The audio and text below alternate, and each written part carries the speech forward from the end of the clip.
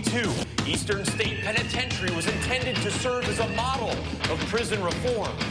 A staff of cruel and inhumane prison guards administered some of the harshest punishment imaginable. Prisoners suffered horribly at the hands of their savage captors. These souls still haunt the prison today. Tonight, we pit two paranormal investigative teams against each other to see who can record the best physical evidence of the paranormal. Somebody push me? Whoa. This is Paranormal Challenge, Eastern State Penitentiary. Something just flew past me. Go. You spent your whole life screaming for help. Well, help is here. Two teams. Dude, what the... One night. Please help me. One haunted location. One winner. For the ultimate in bragging rights.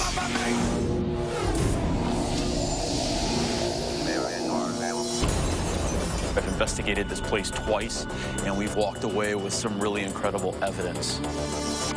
Zach Bagans, the Paranormal Challenge chairman, is also lead investigator and co-founder of the highly respected Ghost Adventures crew. Listen, shh. He has completed hundreds of investigations, working with the world's renowned paranormal researchers and scientists.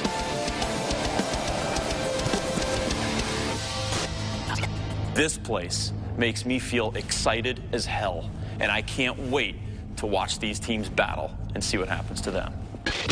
Northampton Paranormal, based in Bath, Pennsylvania. My name's Scott Wiley. I'm the founder and leader of Northampton County Paranormal. For how long I've been doing it, yes, I can set up an investigation. I can almost predict where something's going to happen. My name's Chris McGowan. I'm one of the second lead investigators. Chris is a skeptic, but that brings the edge to us. He's like our little pretty boy. We use him as bait. And in a prison, he'd be perfect.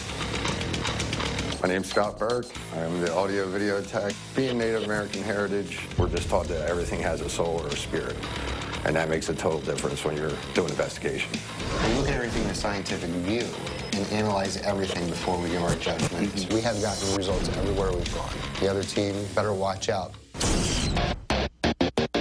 Tri-State Paranormal, based in Metuchen, New Jersey. My name is Sharon Henson. I am lead investigator, and I am the co-director of Tri-State Paranormal Research. I'm Peter. I'm an investigator with TSPR. He does help us do preliminary investigations, and he does the actual investigation. It makes me feel very peaceful about death. I mean, I don't fear death because I know there's something afterwards. It's not an end. Tony is the mouth of the group. Tony is the one that I have to tell to be quiet, or I'm going to shove a cell phone right up, because you know what. Sharon always bugs me. She's annoying. She's just so... I'm just kidding. I love her. She's great. I think we're going to win. Yeah. Right now, we're standing near the center rotunda in Eastern State Penitentiary. Teams, how you doing? Good. Good. How you doing? This is Charlie Adams. Charlie is an author of Philadelphia Ghost Stories. He's also a radio show host here in Philadelphia. Me and this guy have been in Al Capone's cell before. Did you know that the guards claim that they would hear him screaming like a little girl? That's right, screaming like a little girl, because he feels that the spirit of a man that was victim to his Valentine's Day massacre came back and haunted him in his own jail cell. And before you teams go off and investigate, Charlie is going to walk you around to all of the areas that you will be investigating tonight. Pay very close attention to every single detail he tells you. I like Eastern State Penitentiary because it does have a reputation of being one of the most haunted locations in the United States. You can walk around and talk about how many inmates were here and about how they used to bake bread and they had classes, but you have to know the real dark history. This is a fortress of death. Cursed by savage wardens and dehumanizing solitary confinement, Eastern State Penitentiary was a Gothic temple dedicated to depravity, isolation, and torture. Originally designed to revolutionize prisons in 1829, the degrading rehabilitation techniques drove inmates over the edge. Now shuttered, this crumbling complex is said to be a vortex of paranormal activity.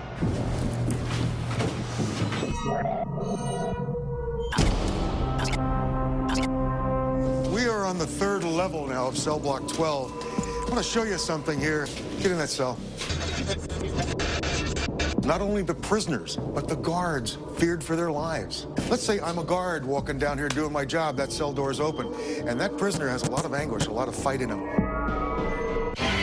I could easily be pushed over the top, down to the bottom. My neck would be broken, my head would be crushed. These bars were put in as a sort of an afterthought after something like that happened here.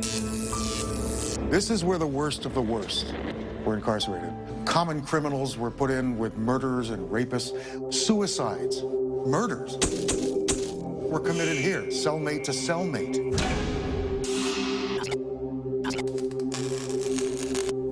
Feeling that the guards were poisoning him, a very paranoid prisoner named Joseph Taylor managed to get a sewing machine and encountered a guard, Michael Doran, and bashed his head in.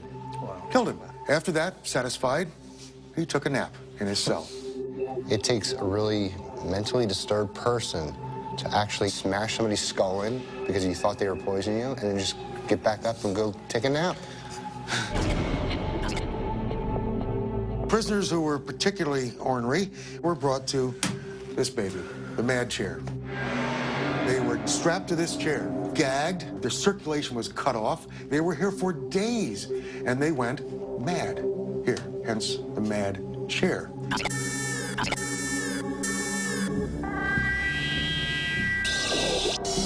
There was solitary confinement, that's one thing, but then there was the hole where all hope was lost. Vicious criminals were dragged down here for days and weeks and even months of punishment. Bread and water, rats, no light. They lost touch with reality and their own senses. Barbaric. I think I'd probably lose my mind within the first 5 minutes.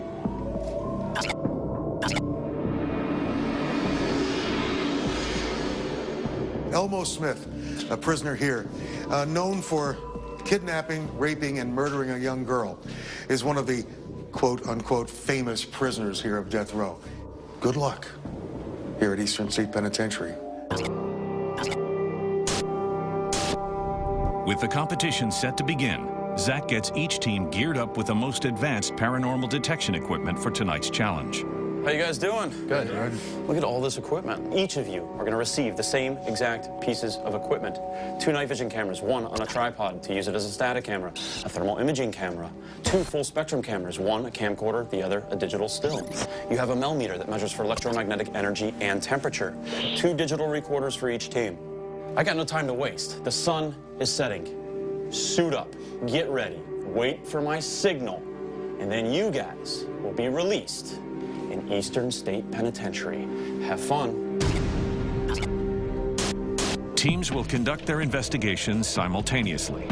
Northampton Paranormal will begin in Zone 2, and Tri-State Paranormal will start out in Zone 1. Strict time constraints are designed to push each team to the limit. They will only be given 2 hours to complete Part 1 of the investigation, then switch locations and continue investigating for 2 more hours in Part 2.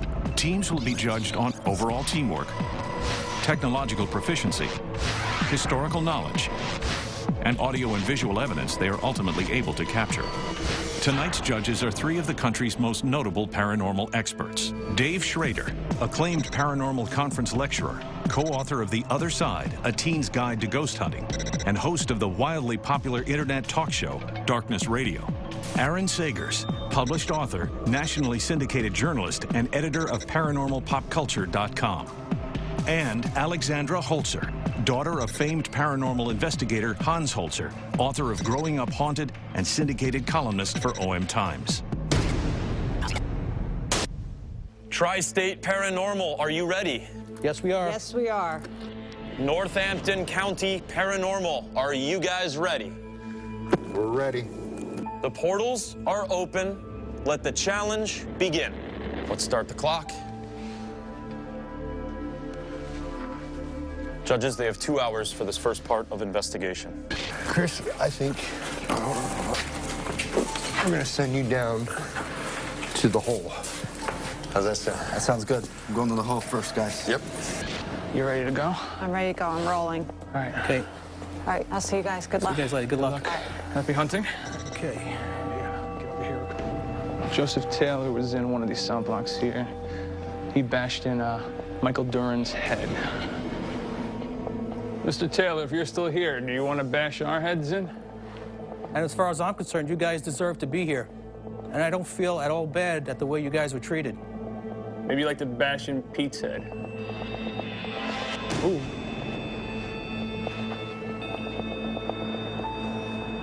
There's a very high EMF here. Oh.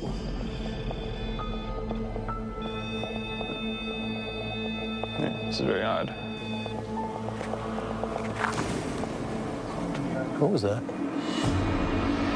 How was that? Somebody push me? Dude, what is that?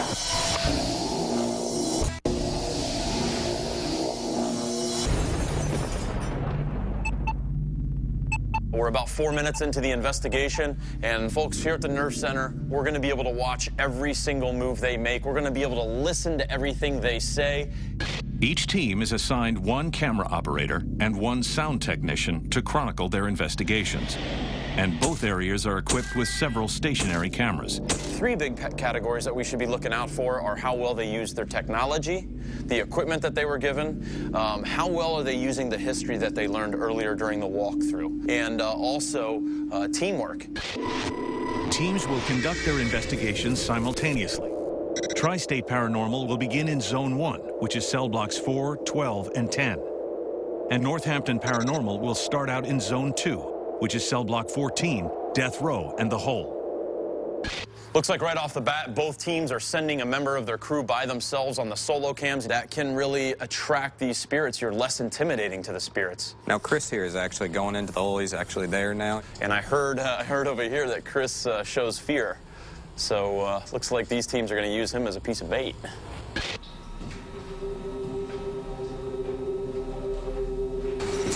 This is creepy down here. This is real dark.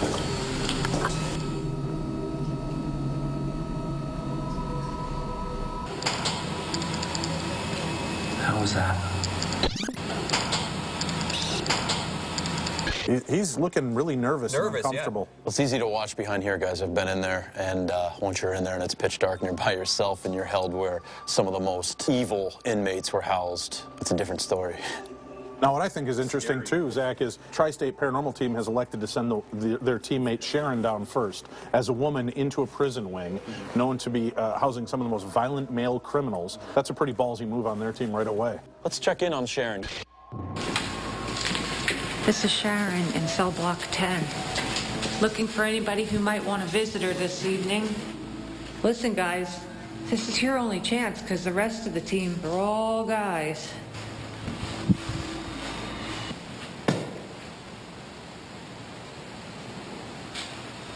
Is there someone down there?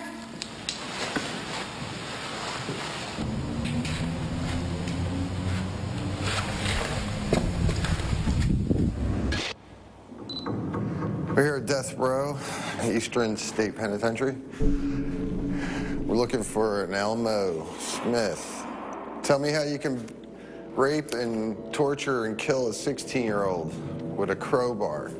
I hear you like being called Tickle Me Elmo. Is that true? Good use of history. Scott Burke and Scott Wiley here, they're really starting to improve the level of provoking that they're trying. And I'm thinking that these guys throughout the night, they're going to be ones to watch. Throw something at me. There you go. This bad habit of hurting women. There you go. Yeah. Good, Scott, good. Was this your cage, Elmo? Huh? Is this your bed? Okay, that just cut off. Full battery just drained. We just had a full spectrum camera go out. Looks like it died out on them. Already? Yeah. Spirits can use batteries, suck it up like they're sucked it right dry. Energy. Let's check in on Sharon.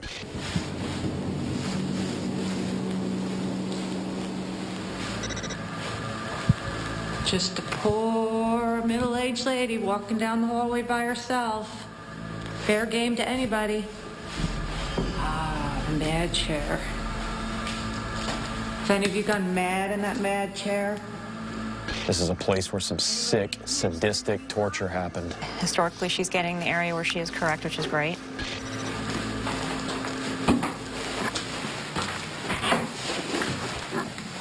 Somebody just pushed me in the back. Somebody push me?